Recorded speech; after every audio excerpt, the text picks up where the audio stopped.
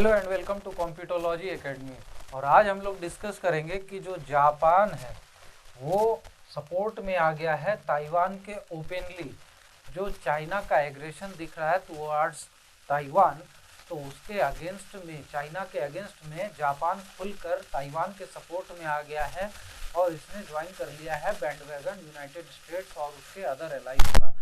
तो यहाँ पर इसके पीछे का कारण क्या है, इससे ताइवान को क्या फायदा होगा, चाइना को क्या नुकसान है, यूनाइटेड स्टेट्स इसको कैसे लीड कर रहा है, इन सब चीज़ों को हम लोग डिटेल में देखेंगे।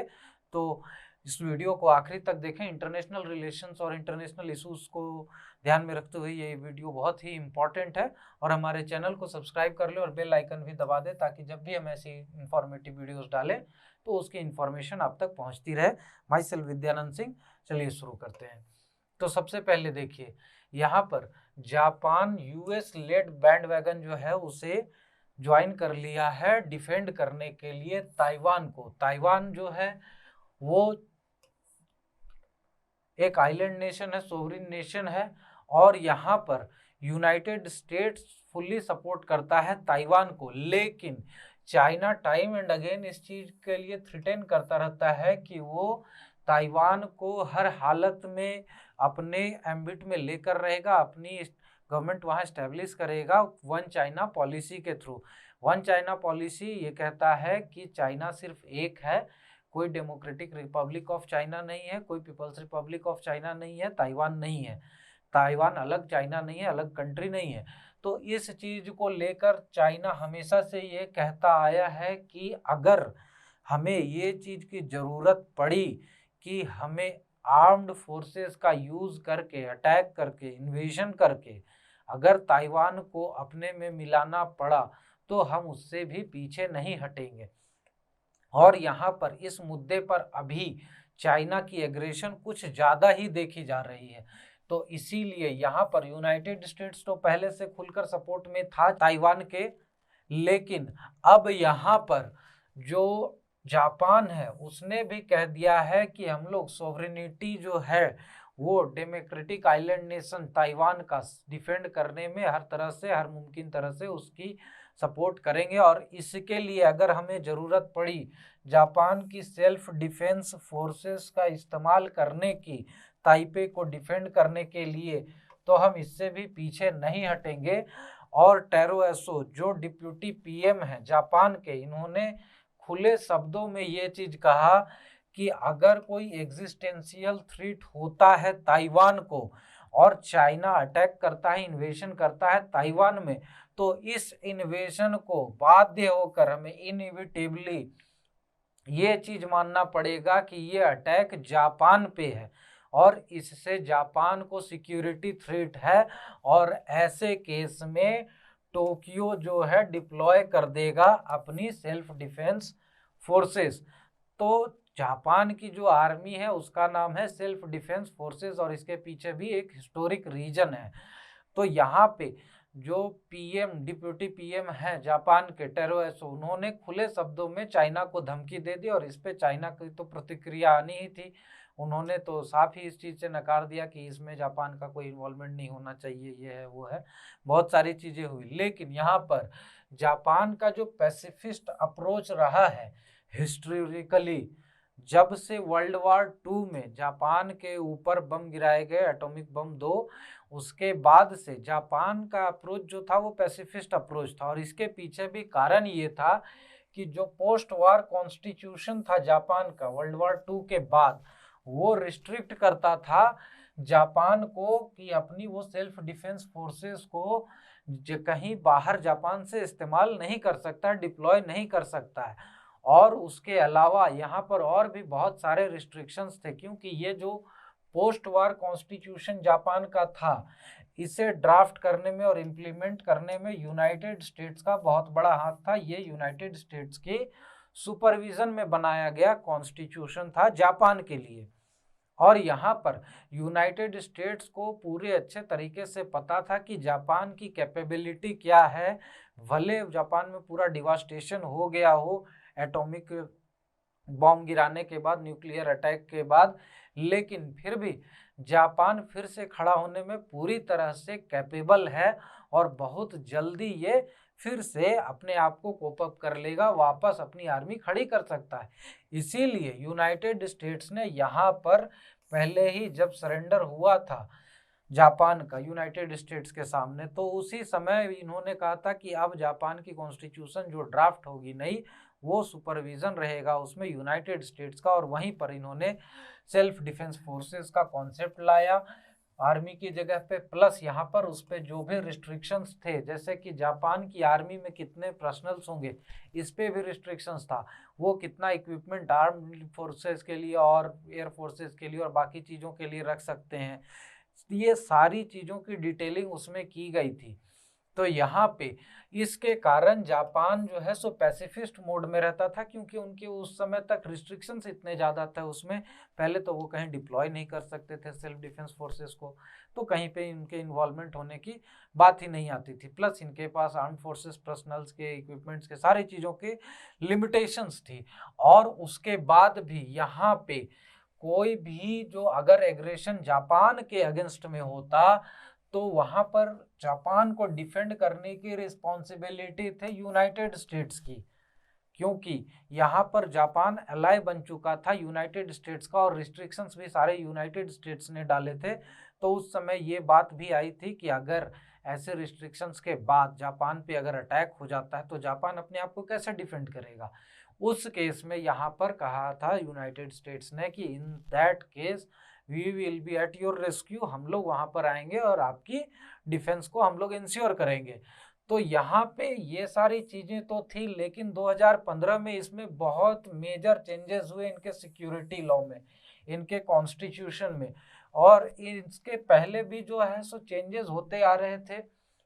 2015 से पहले भी यहाँ पर बहुत सारे जो उनके पर्सनल्स के, उनके इक्विपमेंट्स के, इन सारी चीज़ों की जो रिस्ट्रिक्शंस थी उसे कम कर दिए गए थे, धीरे धीरे हटा दिया गया था, लिबरलाइज किया जा रहा था। लेकिन 2015 में ऑल टुगेदर बराक ओबामा के एडमिनिस्ट्रेशन के समय इनको ये भी अलाउ कर दिया गया कि आप अपनी जो सेल्फ डिफेंस फोर्सेस है उसको आउटसाइड जापान भी डिप्लॉय कर सकते हैं।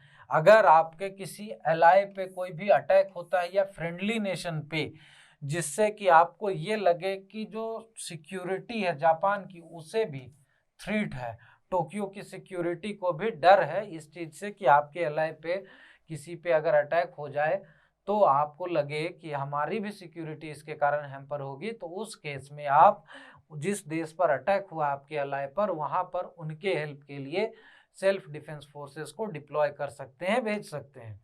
तो ये 2015 में जो चेंज आया था इनके कॉन्स्टिट्यूशन में, इनके सिक्योरिटी लॉ में, ये एक बहुत ही बड़ा चेंज था, जिससे कि जापान को ये एक इनेबलिंग पावर मिल गया, एक इनेबलिंग आर्टिकल मिल गया कि वो जापान के बाहर भी सेल्फ डिफेंस फोर्सेस को डिप्लॉय कर सकता है अपने अलाइज के लिए, जैसे कि ऑस्ट्रेलिया हो गया, ताइवान हो गया। इंडिया भी जापान का एक बहुत बड़ा एलाय है, क्वाड के मेंबर हैं चारों, जापान, ऑस्ट्रेलिया, यूनाइटेड स्टेट्स और इंडिया। तो इन सब केसेस में यहाँ पर जापान को अलाउ कर दिया गया कि आप अपने फ्रेंडली नेशन के हेल्प के लिए सेल्फ डिफेंस फोर्सेस को डिप्लॉय कर सकते हैं। और ये बहुत ही बड़ा इनेबलिंग चीज हो गया, जिसके कारण कि जापान को ये सिर्फ दिखाना है कि हाँ हमारे सिक्योरिटी को थ्रेट है इस नेशन पे अटैक के कारण, और उसके बाद वो अपने डिफेंस फोर्सेस को डिप्लॉय कर सकते हैं। तो ये एक्सप्लिसिट स्टेटमेंट अभी क्यों आया है, तो इसके पीछे भी एक बहुत बड़ा कारण है, कम्युनिज्म वर्सेस कैपिटलिज्म। यहाँ पर इशू ये है कि जापान कैपिटलिस्ट नेशन है, ताइवान कैपिटलिस्ट नेशन है, साउथ कोरिया कैपिटलिस्ट नेशन है, लेकिन इनके साथ नज़दीक में ही कैपिटलिस्ट ब्लॉक के अगेंस्ट में कम्युनिस्ट ब्लॉक भी है, जैसे नॉर्थ कोरिया हो गया, उसके बाद चाइना है, रशिया है। तो यहाँ पर एक टग ऑफ वार बहुत पहले से चला आ रहा है।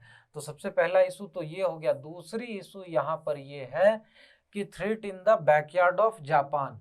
जापान, ताइवान बहुत नज़दीक है और चाइना भी बहुत नज़दीक है, और यहाँ पर अगर ताइवान के आइलैंड पे, नेशन पे, जापान के नज़दीक में चाइना का कंट्रोल हो जाता है तो उससे जापान की अपनी सिक्योरिटी थ्रेट्स बढ़ जाएगी। और इसी के कारण जापान ये बिल्कुल नहीं चाहेगा कि उसके बैकयार्ड में यहाँ पर उसके अगेंस्ट में कोई एक मेजर पावर आकर खड़ा हो जाए, जिससे कि जापान को ही दिक्कत शुरू हो जाए।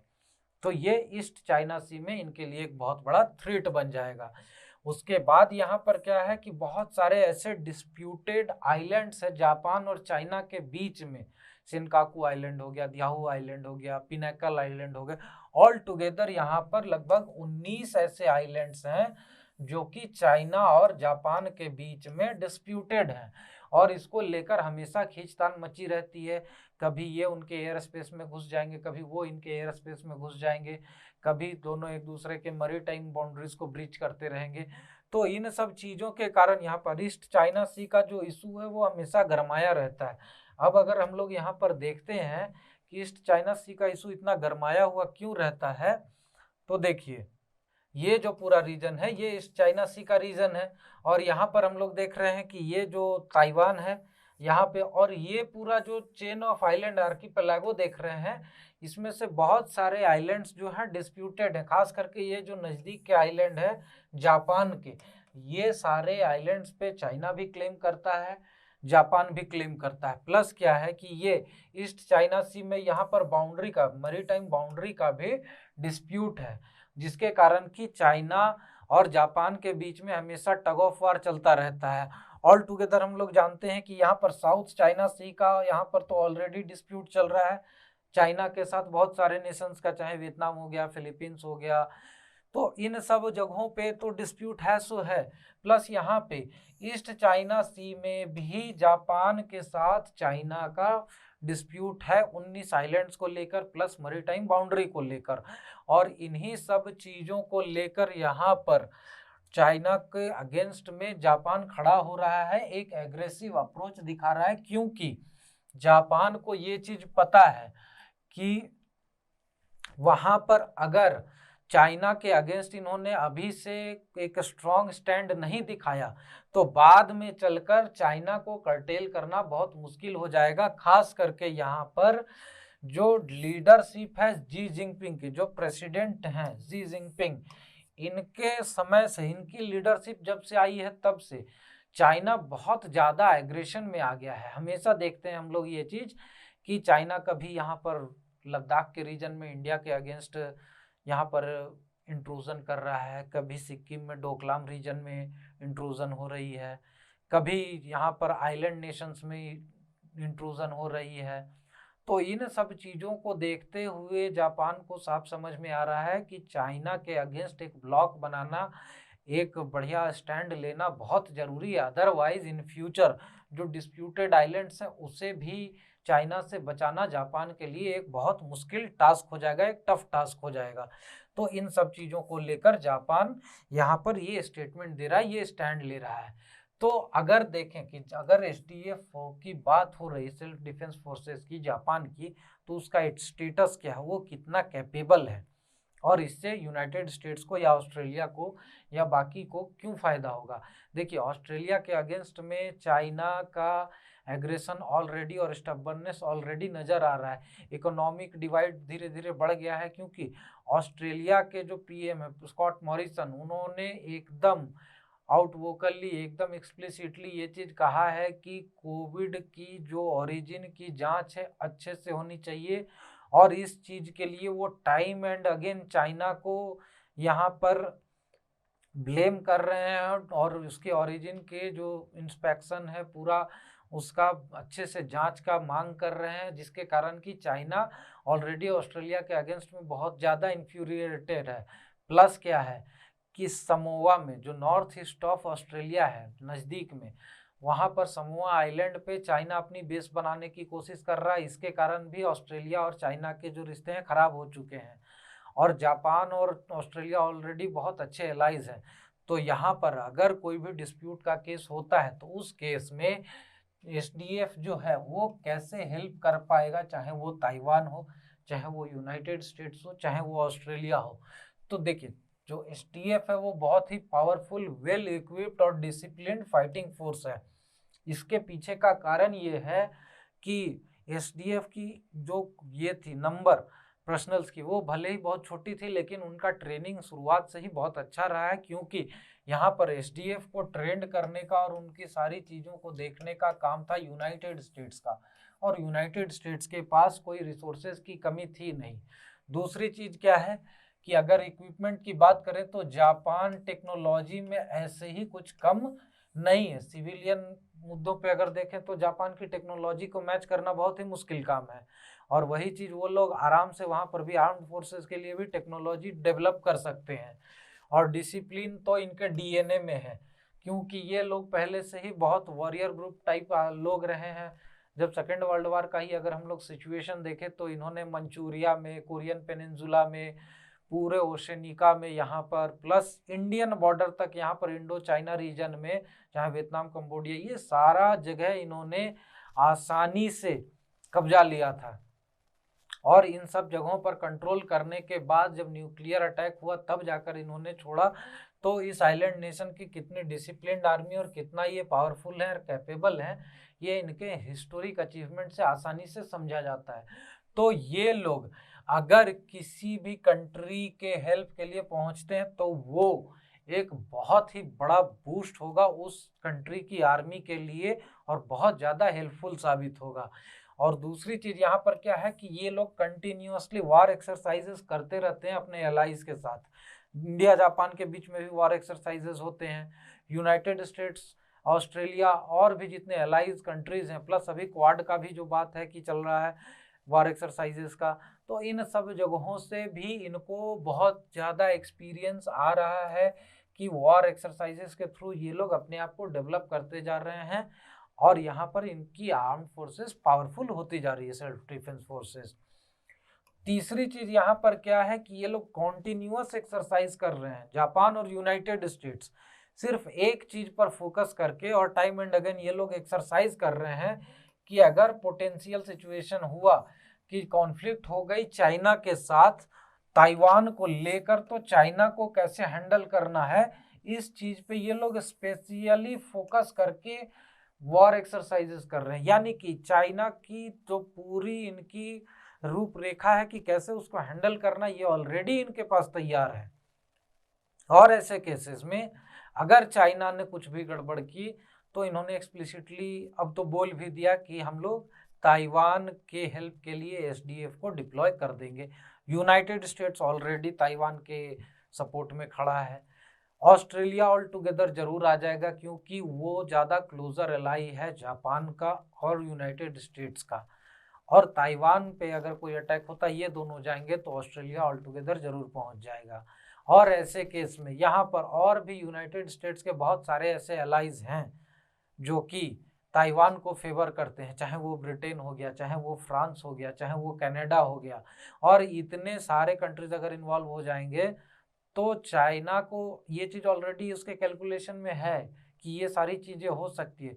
तो ऐसे सिचुएशन में चाइना को बैकआउट करने के अलावा कोई मुद्दा नहीं बचेगा, कोई उपाय नहीं बचेगा। और इसीलिए जापान का ये एक्सप्लिसिट स्टेटमेंट एक बहुत ही बड़ा मूव है, बहुत ही बड़ा फैक्टर है जो कि चाइना को कर्टेल करने के लिए बहुत इम्पॉर्टेंट है।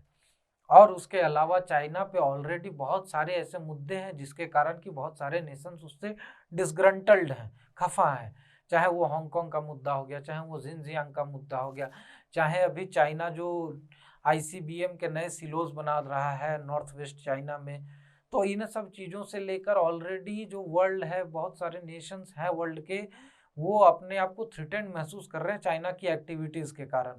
और इसीलिए अब धीरे धीरे खुलकर बहुत सारे नेशन चाइना के अगेंस्ट में बोलना शुरू कर चुके हैं, उसके अगेंस्ट में खड़े हो रहे हैं। और देखते हैं कि अब आगे बाकी बाद में इसमें क्या चीज़ें निकल कर आती हैं। हमारे सोशल मीडिया चैनल्स पर हमें फॉलो करें, हमारे वेबसाइट पर डिफरेंट कोर्सेज चल रहे हैं, उन्हें भी आप ज्वाइन करें, और हमारे चैनल को सब्सक्राइब कर लें और बेल आइकन भी दबा दें, ताकि जब भी हम ऐसी नई इन्फॉर्मेटिव वीडियोस डालें तो उसकी इन्फॉर्मेशन आप तक पहुंचती रहे। Thank you very much and have a nice day.